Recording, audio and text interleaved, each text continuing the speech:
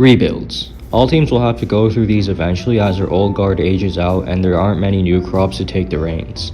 If there are enough prospects in the pipeline making breakthroughs, they'll just have to go through a less painful and tedious process known as a retool.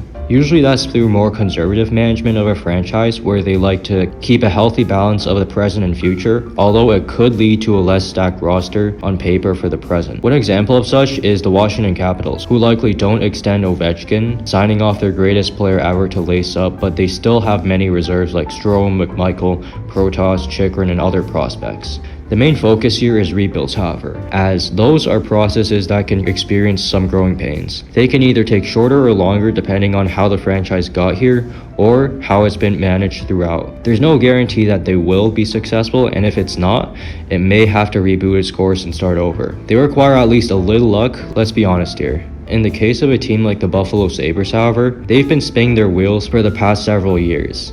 Eventually, franchises who aren't getting anywhere meaningful with their rebuild end up in complete misery, which is caused by repeated failures, fan distrust and unhappiness, a losing culture, and much more vicious trends. Your franchise has been coming off some striking highs. You may or may not have a championship title to your team, but its best years are now behind. This cup window is right here, and it's starting to fade. Eventually, it becomes more and more unlikely that the franchise's current core brings another cup to the city. They've created some very fond memories for its fans to cherish forever. You watch them develop, mature, rise to the top, and represent your franchise at the heights of Rushmore. You remember staying up past your bedtime watching long overtime games in the playoffs and bending your schedule backwards because you're so ingrained in this team.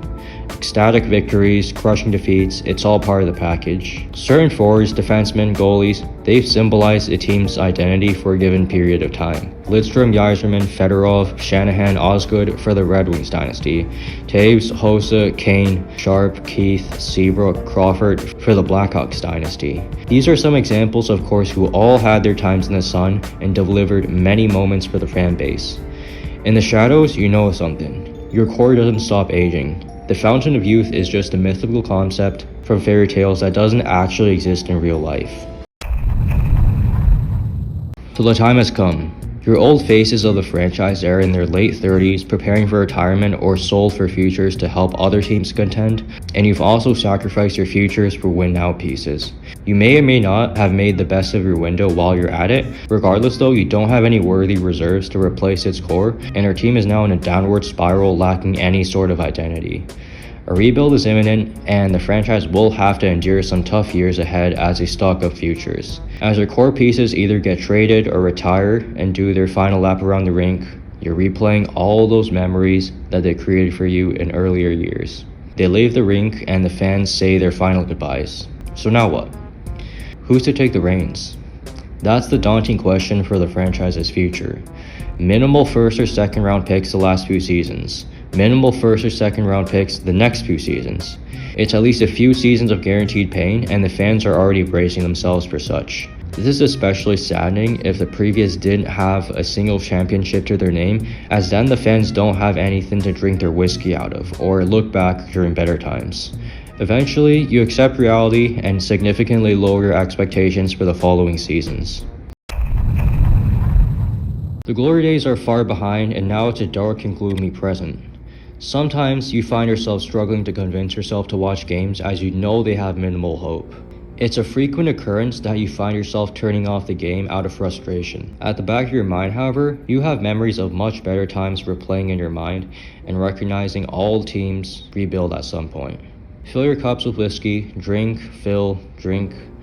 That's how you numb the pain of watching your favorite teams during these tough times. It's the sight of rock bottom. Fading veterans, filler young players, and everyone else that you know likely won't be a part of the future just to fill more roster spots. Just about no areas of your franchise are in a positive spot. Empty prospect pool, no current core or identity, absolutely atrocious roster on paper. There's bottom 6 players from cup contenders who can be your top liners. How embarrassing. You just can't wait for your team season to be over so the pain ends. Right around the corner in July or June, there's hope. Boom, you win a top pick in the upcoming draft and treat that piece as the face of your franchise going forward. Instead of just hopelessly watching your team lose night in, night out, there's at least some things to look forward to in your games now. So your team still sucks. but you're seeing the light at the end of the tunnel. Your young players are showing why they were picked as high as they were and cracking top-line positions in your team's lineups. On an individual level at least, your pieces of the future are making significant waves. That's something that can distract you from your team's small hopes of making the playoffs. You're just watching the games for your franchise's cornerstone, but with no expectations of being a cup contender. As your team continues to flounder in the standings, you keep drafting young, promising stars that are expected to be the supporting cast. A few years in, the results on the ice start creeping out. Your team is actually being competitive in the league. Season by season, you see improvements leading to growing expectations and hope for the future that a championship will be brought to the city. Closer and closer, you get to the playoffs. Other teams are no longer marking you as a free win anymore. You'll be playing against the other team's stars more and more often. Eventually, once all these future stars in their late teens and early 20s mature, you expect seeing a surefire cup contender. Or at least it was a mirage. So this is it. For the first time in a long time, your team is expected to at least make the playoffs. It's nice being semi-relevant again, but that comes with pressure as well, which can get the best of teams. Fans actually have things to look forward to in the following season. No longer are you going into games expecting another L in the standings. There's genuine hope this group can make something of this franchise. Compared to last season, however, something just feels sort of off with this group of players. At their last go at it, they were close. With these playoff expectations, the pressure seems to have gotten to them, and they're caving. You just remember it's around the trade deadline and your team is yet to put together any good stretch of games. It took all the way until March for your team to put together a 3-game winning streak. It's also taking you this long to realize it took quite a few players having career seasons last season to even get close to the playoffs. Your expectations deep down were still low after all the pain you went through previous seasons, to the point where even being close to the playoffs seemed like a successful season. This season was a bit more disappointing than anything, and it was a misstep towards triumph. No more excuses. Last season was a fluke, fans told themselves about the franchise. The fans, players, sports analysts, and broadcasters, everyone else employed by their organization, they're hungry and want playoffs. On the other hand, that pressure is also increased to finally make something out of this core, and the fans also have one more year of increased baggage on this team from all the misery. Last season, the team took a step back, and now it's playoffs or bust. Out of the gate, things look alright as your team jitters in and out of the playoff line. The team was still very much in it. Not what you would have hoped for on the far right of the bell curve, but it was still manageable and something to build off of. Now there's this very philosophical entity, culture. It's established from a prolonged state of reoccurring trends. For the last several seasons, your team hasn't been taken seriously whatsoever, and for good reason. These values creep in at the worst time, leading to several losses in a row. Before you know it, this do-or-die season is slipping away. Before you know it, this losing streak looks to have the possibility of breaking records.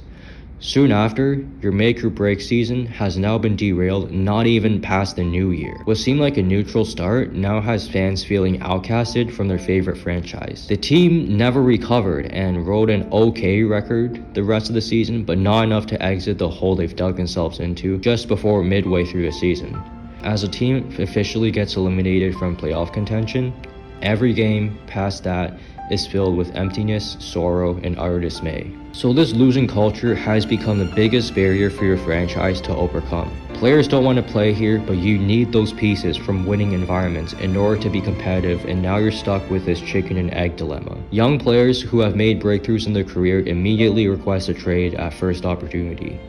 This is losing culture splattered all over. The trust, happiness, and enthusiasm fans once had about this former great franchise has been erased. This is a prime example of a failed rebuild where the new core fails to even make the playoffs. Making the playoffs was that major checkpoint for them, and what convinces players who want to win to take this team off of their do not trade list. The franchise is now back at square one like they've never left before.